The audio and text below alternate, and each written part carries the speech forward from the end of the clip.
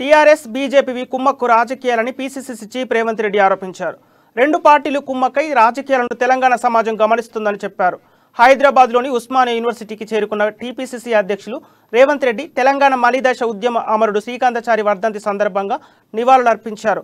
Liquor scam కేసులో మిగతా వారిని ఢిల్లీలో విచారించి ఎమ్మెల్సీ కవితను మాత్రం అనుమతి కోరుతున్నారని, ఇక్కడే అసలు విషయం ఏంటో తెలుస్తుందని రేవంత్ రెడ్డి అన్నారు. నిజంగా కేసీఆర్ అవినీతి చిట్టా బయట పెట్టాలంటే కోకాపేట భూములు, ఇతర కేసులపై విచారణ చేపట్టాలని డిమాండ్ చేశారు.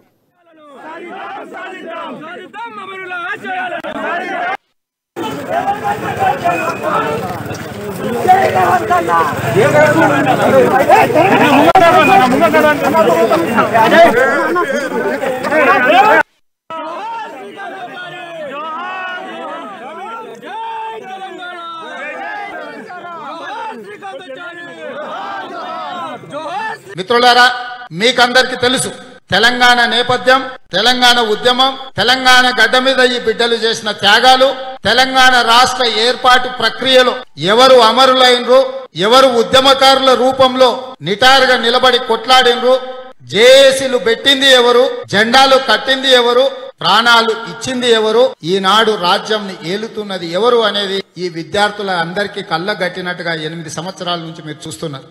ఆనాటి నుంచి ఈనాటి వరకు ఇక్కడున్న పెద్దలు ఎవరు? కాంగ్రెస్ పార్టీ నాయకులు కాదు సుమా. కానీ కాంగ్రెస్ పార్టీ నిర్ణయం తీసుకున్న రోజు ఈ పెద్దల సూచన మేరకు, ఈ పెద్దల సలహా మేరకు తెలంగాణ సమాజానికి తెలంగాణ రాష్ట్రం